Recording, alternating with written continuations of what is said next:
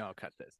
All right. Good morning, good afternoon, or good evening, everyone. I'm super excited because we are finally back after a couple times of rescheduling on my end with respects to a handful of different topics with our one and only great friend of the show, Brandon from Expanding Reality. Brother, how are you today? And how's everything on your end of things? Dude, I'm unstoppable. If I was any better, I'd be twins, man, for sure. But I'm doing great. Everything's moving forward. Got some big stuff happening next year, and next year is already here for me. And so I'm planning some stuff out and got a big bunch of things going on. So when you and I get together, it's always divine timing. So whenever you needed to do something, it just something happened, and it always fills in, and it's this incredible synchronistic dance that we do, Dave. And I absolutely fucking love this connection anyway, but also just this place, and how this all works. So, been diving into a lot of very interesting things on my end lately. But dude, what we were talking about before we hit record here is fascinating, man. I love what you've got going. So, dude, pop off, man. Let's get it Well, going. first, let me say that Love I appreciate it. It's always an incredible. It's like as Dan Winter says, it's a shareable wave when you and I get together, and the timing is always, whether it's via rescheduling or not, it's always on point with things that are going on with the both of us. And I can say from with respects to at least the Patreon on the members side, it seems to resonate with them as well, even at the time that I release the episodes and all that stuff. But to get into it, basically, before we started recording, to give the audience some context, I do have a paper here with some notes because I wanted to dive into a few different things, and probably what I'm going to title the episode or set of episodes in general: Human Sleeves, Movie Theaters Are Time Projections, The Answers in Shakespeare, and let me see here as well. Electricity is magic? Question mark, question mark, question mark. So, if we go one step at a time, I do have a theory that I wanted to sort of present to yourself and to the audience, and then I think you'll be able to build on it, if not do much better than even than what I did here. So, if we look, for example, at the human sleeves angle of things, what I'd like to do first and foremost is pull up an article here that is from the let's see here, from the dailymail.co.uk. This was January 2018. Now, again, this goes back to the whole thing of, well, people say, this is an article from X amount of years ago. Well, unless there's evidence or data that can suggest that this article and the information within the article is obsolete, I don't see why it couldn't be referenced again. Now, with that said, bodies kept alive in plastic bags and lifeless blank humans ready for a new consciousness to be uploaded. Controversial booth at CES, I think that's Consumer Electronics Show, claims to offer immortality, but is all as it seems. At the Psychosec, that's the name of the company booth at CES, would appear to be human bodies were on display in glass cases and bags. The exhibitors introduced a plan for immortality by uploading your consciousness into lab grown bodies.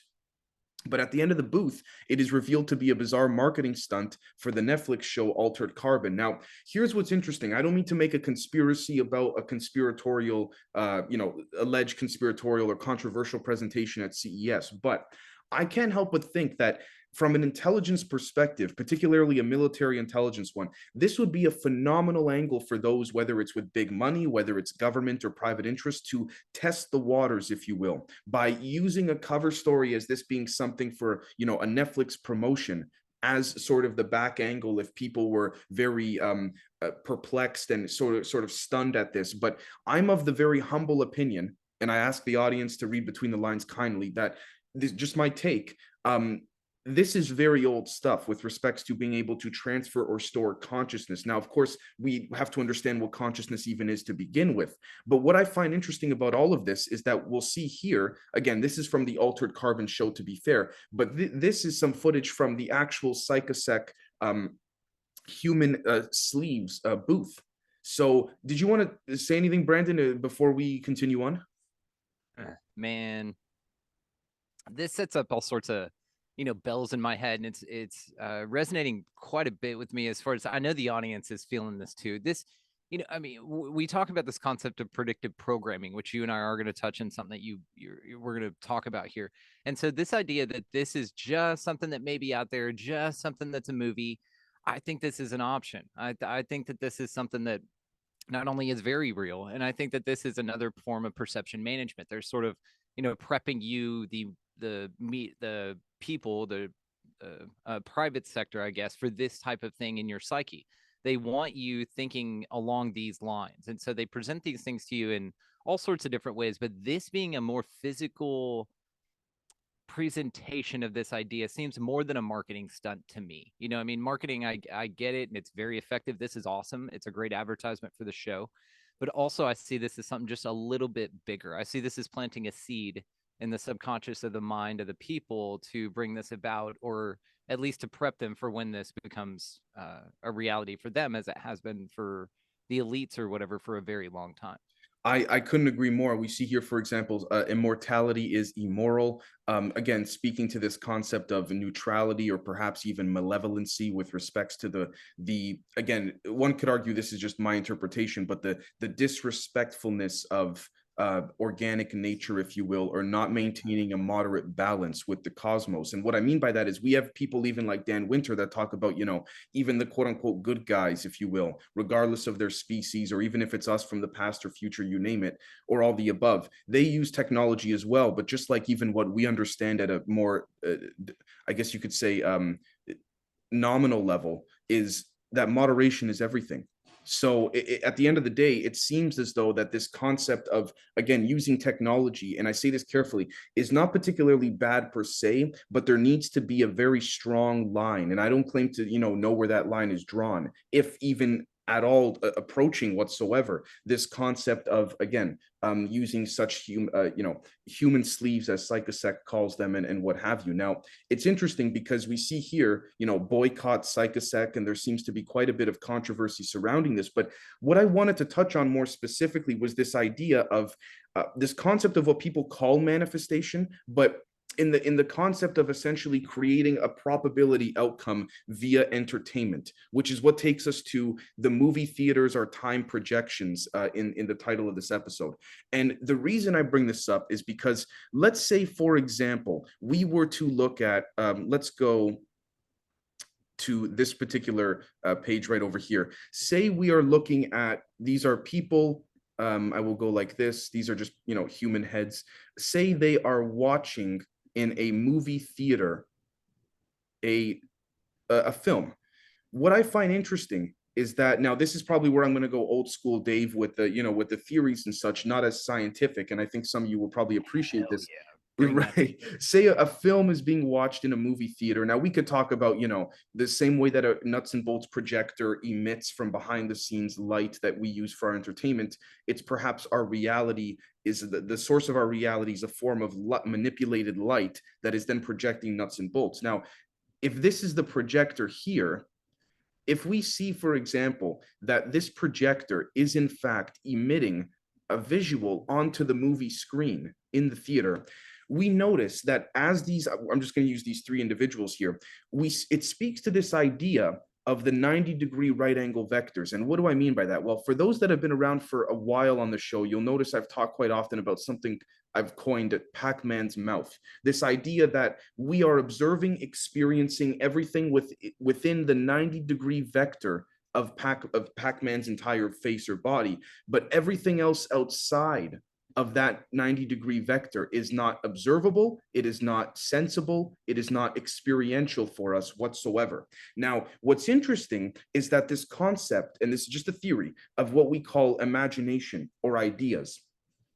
seems to reside within here, within the field of the potentials, or the field of, if you will, the non-tangible, the non-physical. But just because it's non-physical doesn't mean that it is not a thing. So if thoughts begin to sort of simulate and, circulate, whether consciously or subconsciously, and if enough of these thoughts begin to sort of revolve around more than one person, what you then have is this idea of consensus harmonics or consensus reality via what we call manifestation. I've spoken about, we've spoken about this many times. We both agree that, you have a microphone in front of you.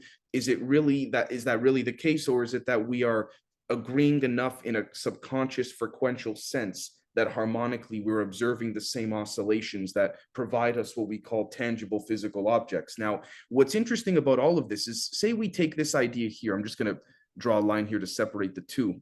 Say we go back to the movie theater example, and we apply that same concept of there being thoughts or potentials in one's head that does not become physical, observable, or tangible, but these thoughts end up looping back to, let's say, oh, I don't know, I'm going to draw another divider here, say some type of what's been called, looking glass, chronovisor type of screen in, say, a military facility where certain individuals of the military industrial complex are looking at this and going, huh, we can still make a particular outcome occur based on if enough of these individuals imagine the same general apparatus or event.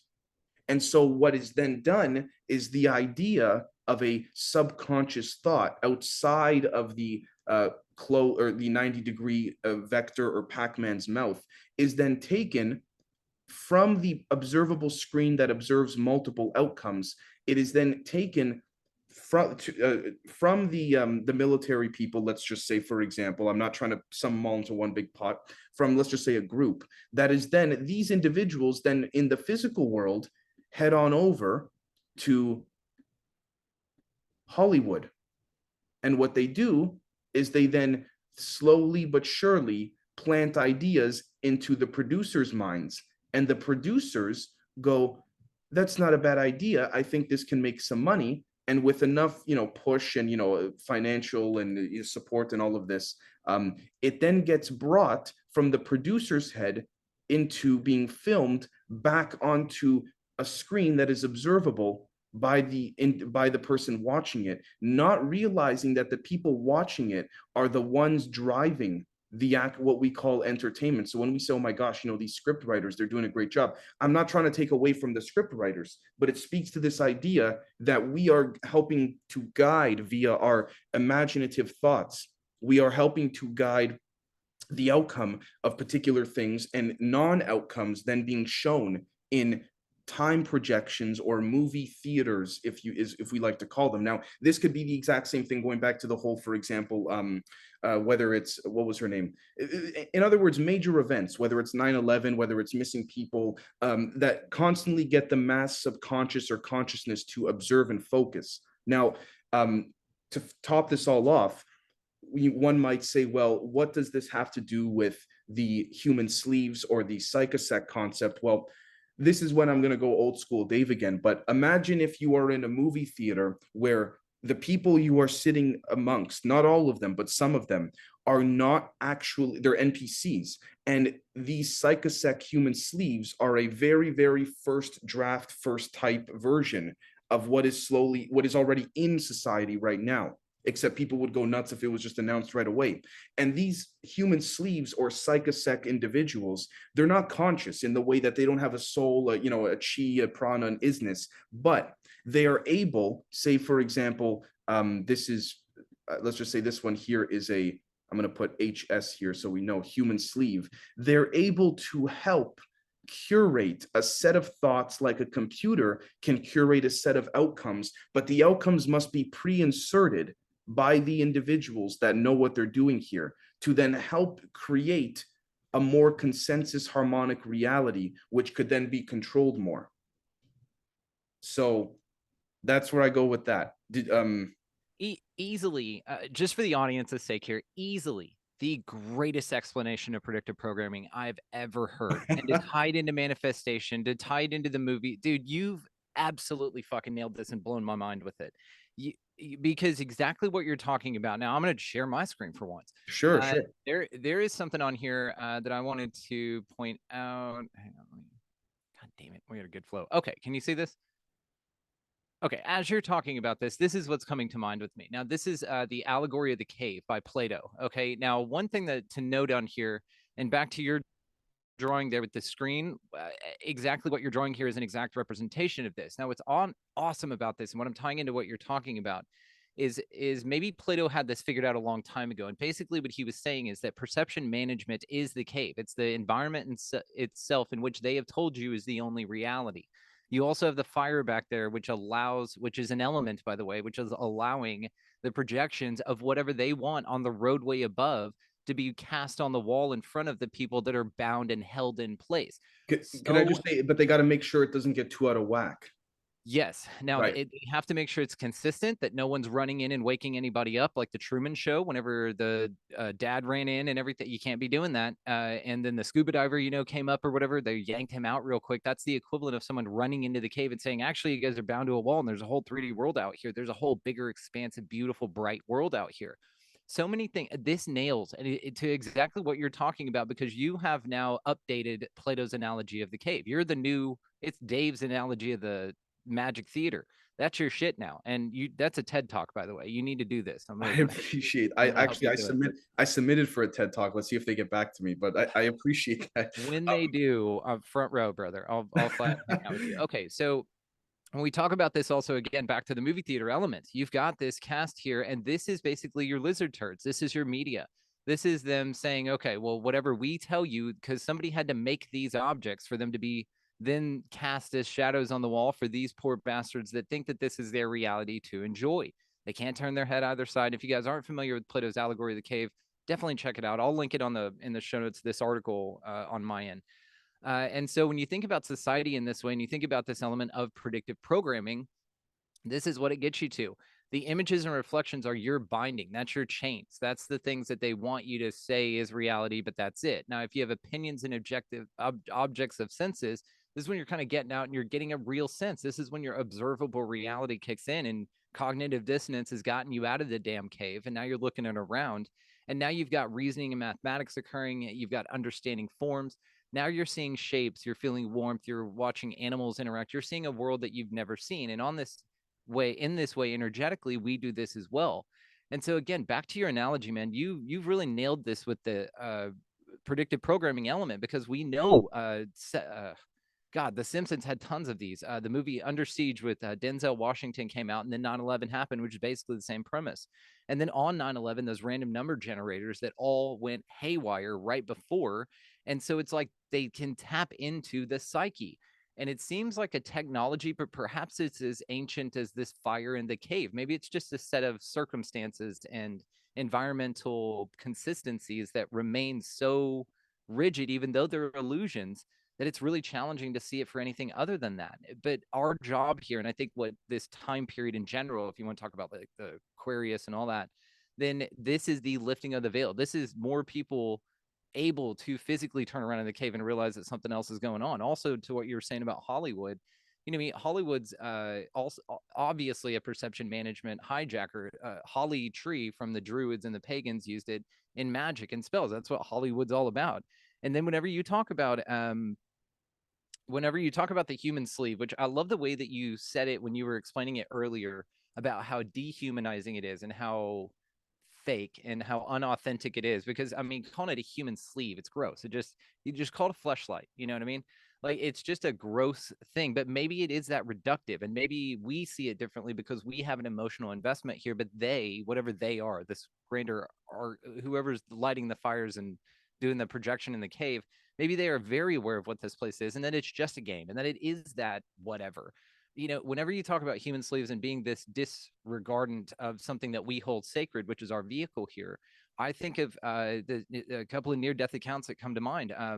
Somebody had died, and then obviously they came back to tell us about it. But when they looked back at their body, they said they floated up, and when they looked back at their body, it was just like clothes they had taken off for the day. It didn't mean anything to them. And so there seems to be on the other side of whatever we're experiencing here, some understanding that this isn't as dire and it's not that big a deal, and that we only take it so seriously because the illusion is so goddamn good, you know? I couldn't have said it better myself, man. And I want, if I may, I did want to add to what you were saying there with respects to this idea of people talk about quite often, well, my dreams were more quote unquote real than when I woke up. Now, okay, that's all fine and dandy. I'm not trying to take away from that, but a lot of people also ask the question in general, they'll say, well, if they're so used to the consensus reality of people agreeing that there's some type of tangible, environment around them locally, that what ends up happening is when they're in their dreams, they'll say, well, okay, this was a very sporadic dream, and then it jumped to this, and then it jumped to that. Well, my humble interpretation, and I could be wrong, of that is that your will is literally creating the reality that you are thinking of at that moment. And so what is happening there is that it's not that that dream was a dream per se, in the sense of it was some esoteric thing that stays in your subconscious. No, no, no. That was you, if that makes sense. That was more of the real you than when you wake up in this body, if you will. Now, I'm not trying to say essentially that, the quote unquote physical world is some type of, hellish land or something like this, although a strong case could be made for that, purgatory, hell, you name it, relative to what we're being suppressed from, allegedly. But I think, yeah. Well, I was just gonna say limiting. I mean, this place is really limiting, and I think that when people like you and I see this place for what we see it as, and we look around and we see everyone still chained to the cave or asleep in the dream, then we get frustrated because we know that it's not, number one, the way things have to be, and number two, I believe at some level that you and I know that we are a huge creator, we're everything, and so to be limited here, I think is the real challenge for us as such massive creators. And I think if people can really see it that way, you're not only going to understand that this place is incredibly beautiful and magical because, like you said, I mean, I had T. Snyder on the show, and he described this so perfectly. He said it's like school. For some people, school is hell. It's horrible. For some people, it's a wonderful experience, but it's just an experience, right? And so it's back to Buddha, suffering's a choice. But I do believe though that folks like you and I, people who have broken out of the cave and wandered around a bit, we have a real challenging time accepting that so many people can't see this place for what it is, or even differently, just question it a little bit. Like maybe we don't have it right, but maybe we can inspire you to institute critical thinking, which could get the right answer and blow all of our minds. You know what I mean? Maybe like that's a role we play here, sort of unraveling it piece by piece in a matter of just grasping in the darkness on our way out of the cave to find something amazing here. And I really do though think like what you said, it's a very personal experience for us because we're here and in it. But perhaps like this sleeve idea is a little bit more guiding the perception of the public to think like it's not that big a deal, but also then maybe it's a psyop to make people feel that it's not as sacred as it really is. I mean, so it could And go if either you're way, mixing in honestly. a little bit of truth with an overall grander scheme of deceiving people, you really start messing with their heads, and then everyone just freaks Yeah. out. And then there's your divide and conquer angle. So Yep. yes, to your point, 100%.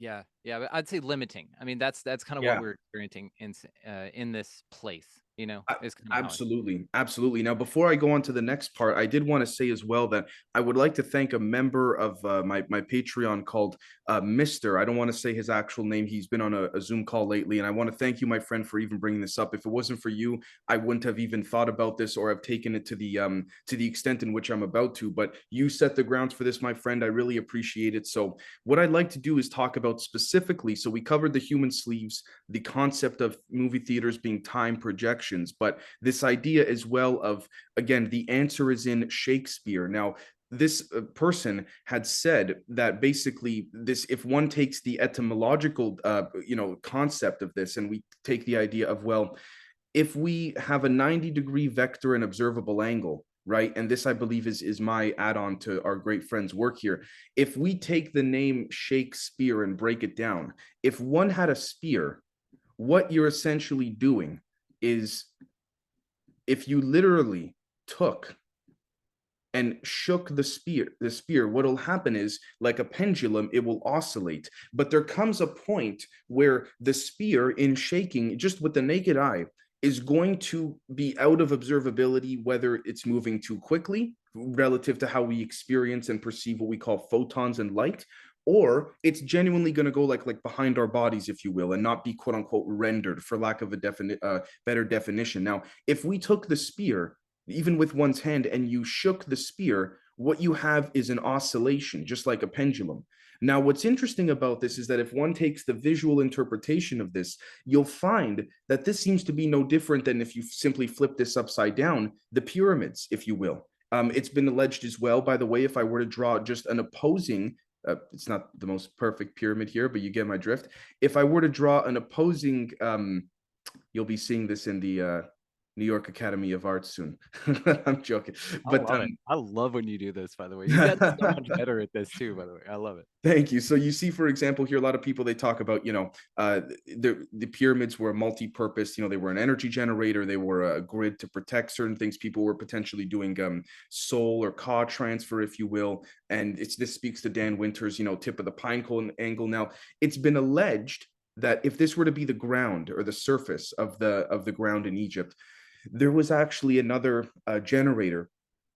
I don't know the size. I don't know many details, but allegedly there was another one underneath the ground, and it was sort of acting as sort of like a resonance boundary, in the sense that if you have a pendulum and it starts to swing or oscillate and swing, what happens is if you have two, walls of anything or two barriers, it confines that oscillation, and that may in fact be needed for such frequencies and densities to then be confined through the tip of the pine cone or the pyramid in this case, and then go through and then shoot through out the other side, which is interesting because if we were to envision that in a particular way, what we would have in it would look just like this, the pine cones kissing. But what you would have in an ebb and flow sense when you start to quote unquote shake the spear is you have on the left hand side here, I'm going to draw a very quickly a Cartesian plane. What you'll have is what's called in various actually quite all over the place, but hyperbolic functions. And so what you then have is something like this, more of a bend and a curve when the quote unquote pine cones meet, as opposed to a direct point and kiss. Because if we were to zoom in to this particular point right over here of the pyramids, as you zoom in with that micro macro sense, what you have is you'll notice perhaps what we thought were straight lines may in fact be more curves, in which are again more very specific forms of a shape, which is interesting because this is what's called angular acceleration, angular momentum in quantum field theory, quantum physics. Now, I'm not saying that this is the end all be all. It certainly isn't, because quantum field theory, to be clear, is comprised of multiple different theories that don't fit or click with one another. But what I find very interesting is that when we look at these hyperbolic functions and we look at the way that they seem to occur, when we're on a zoomed out, of more of a macro scale, we see pyramids kissing, for lack of a better term, with the tips kissing. If we zoom in, we don't see tips so much as we see curves. So what's interesting about all of this is that it speaks again to the whole Schrodinger's cat angle and to many other things, which is the cat dead or alive? It depends where you are specifically. You, the observer, the experiencer, a piece of, for lack of a better term, and I say this carefully, I don't mean this literally, source consciousness, Christ consciousness, the chi, the prana, the force, whatever you want to call it. It speaks to this idea again of, just like, for example, we view something with the 90-degree vector. What if there's a whole, this is what we're viewing with our conscious mind, right? Now, what if there's a whole other quote unquote world in that resides in the subconscious mind, going back to Plato's allegory of the cave, that is just on the other end of it, that is out of the spectrum of rendering such, because going back to here, we only believe in this format. And so by definition, by only believing in this format, you're only going to have that format. So that's where I would go with the whole Shakespeare thing. I mean, I took our great friend M, shaking of the spear. I took it maybe a little bit out there, but I'd like to thank him again for bringing this up because, yeah. Outstanding. It's just I love speaking to you like this because I've been a fan of yours for a long time. So I like, because I was just sitting here as a listener, just enjoying the shit out of that. And I'm just blown away by this. Now, one of the advantageous things for kind of me doing my own thing is I get to talk to you about it. And I get to ask you questions specific to what you were just talking about, which is what I love. Right. As you're talking about this, number one, I'm sitting here thinking of the shafts now in the pyramids, and if anyone's applied any single tone frequencies to those to see if the way that the materials are, and to see that the height of the chambers and everything with unimpeded room, if those generate something, if there's some sort of cymatic measurement perhaps, and maybe if you can calibrate the tones at the different depths of each shaft and play tones to them in harmony with one another, maybe there's something that occurs there and it's just all sound. and you're basically running sound through the shafts that they found. I'm just blown away by this in that way. Now, also, when you're talking about this in a two-dimensional sense, but then you add the word pyramid to it, my mind goes three-dimensionally. And so as you're describing the cones and the two pyramids inverted in one another, with the option for reality being in here and then there as well, like a generator of both. Like you need both balances, which it's interesting that science is so able to delineate that your consciousness has a conscious and a subconscious mind, but that really it's a dualistic nature of this place. But perhaps it's a glimpse into the fact that there's dual worlds going on here. And really you have access to both, just as your subconscious on the other side, the other world, let's say, has access to your conscious mind in this way. That's what's driving both engines. So it's just fascinating when you think about this like reverberation of intent, observation, paradigm, experience, desire, vibe, where you're at literally versus, in conjunction with all of those variables. And then it's pinging at a resonance between what you really are and then creating the world in and out of this. Now, again, back to the 3D thing, I'm picturing the circle that you had as a head, as your head, your experience, your way of perceiving this world, and you have a not a cone going out, but you have a pyramid going out to where it really focuses the reality, and it's more boxed, it's more contained for us, but you also have the same thing going out the other side. So it's more of a three-dimensional thing. And this would then, in my mind, also kind of expand or alter the Merkaba. Maybe the Merkaba isn't necessarily this vertical thing, or you can speak of the masculine, feminine in that way. But if you tilt it, you would get the same results as you, but inverted. So you would point the cones in rather than have them come to a point. And I think that there's something there. So if you invert the Merkaba and then have your Merkaba body on top of it, it seems like you're overlaying something really interesting there. You, man, you know what's incredible? As you were saying this, I was prepping a sketchboard thing Please with draw to this. compare I it need to to a get. picture. No, but as you here's the thing, I didn't know what you were gonna say, but I was doing this, describing the same thing visually to add to what you finished saying, but I was doing it before I knew what you were gonna say. So See, this is the we're so we're synced up so hard. Our cycles are hard synced, Dave. right.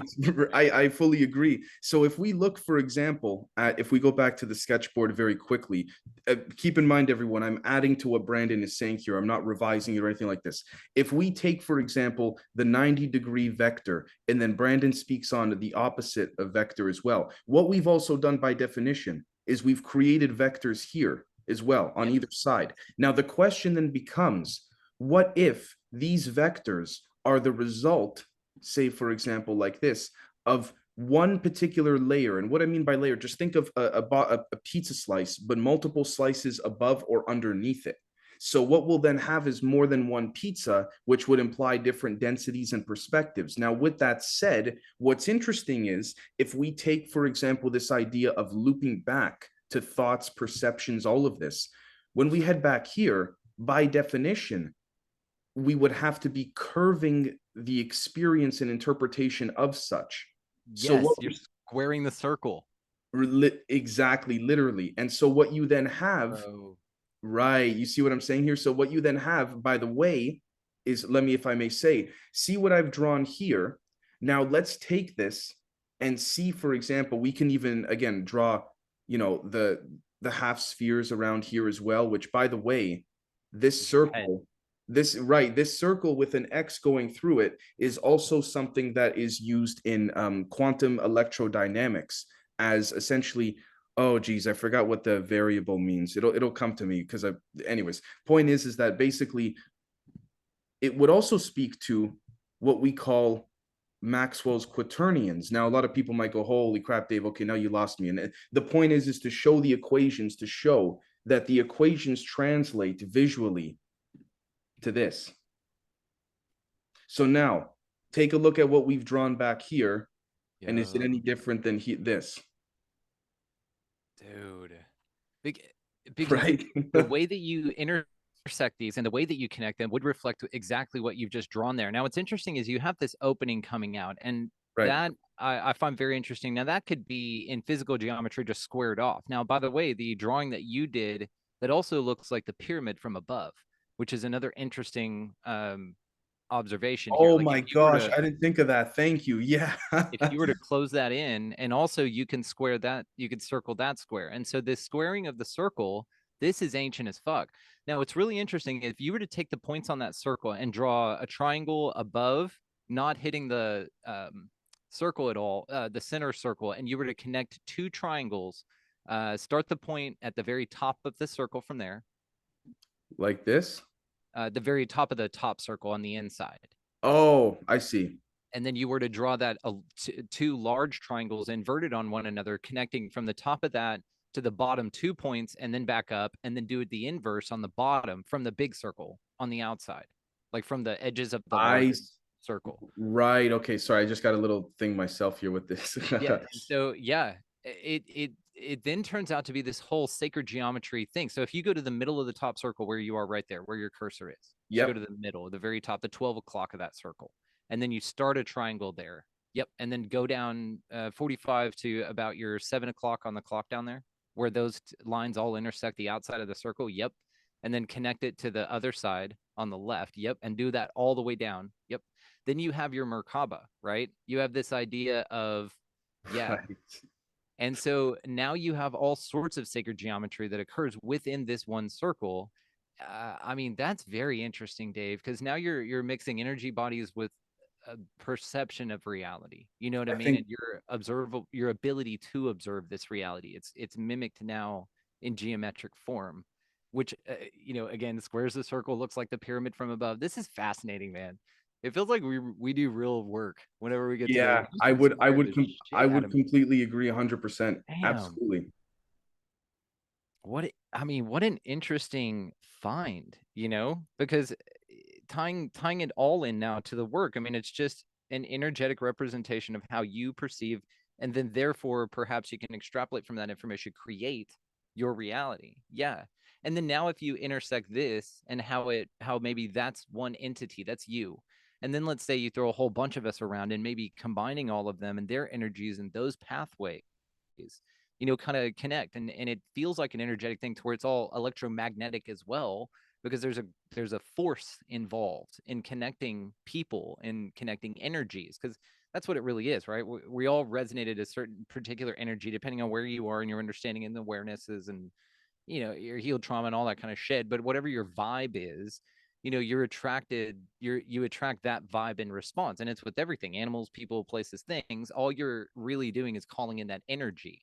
And so whatever your Merkaba visual thing looks like or vibrates at, like your aura, could be the way that you can measure sort of what you're at, therefore what you're going to attract. Because that's the thing, right? What we're talking about here is understanding the mechanism. And so you say, okay, well, if that's the way it works, I'll just be at this thing, or I'll make that the goal, right? Rather than running around trying to figure out what's going on, you just make the goal, making it the vibe that you want it to be. And therefore it will create, just due to these understandings, because you know that one begets the other. To And so to then you your just focus on the actionable part. to your point, if both for us and for the audience, I'm just drawing this line here as a vertical line as a separator. To everything you just said, do you know, by the way, if we kept adding the Merkaba spin, basically, if we kept adding them together, what we're looking at as well in another version, we're looking at the DNA double helix strand. Fuck, we are. Which goes back to the shaken sphere thing, which I'm Yes. very proud of you. You did make a helicopter dick joke once in that, and I'm very proud of you for that. Thank you. Well, you see here as well, by the way, this goes right back to, I mean, you take a look, if we were to stop it here, does this not remind us as well, if we were to just take this particular part of it, Edward Lascallinan's Coral Castle tools?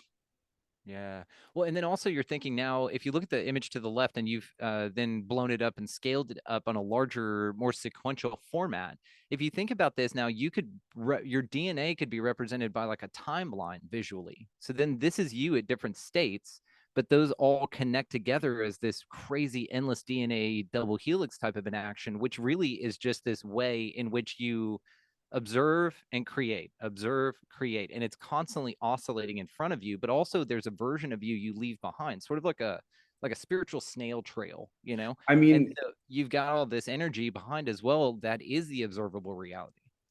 to your point, do we find it a coincidence, for example, that this, the Ankh or the Y, if you will, is something Lascallon used at Coral Castle? It's what the Egyptians speak of so avidly. Not only that, but again, if we were to sort of complete this and then leave this open, there's your quaternion again.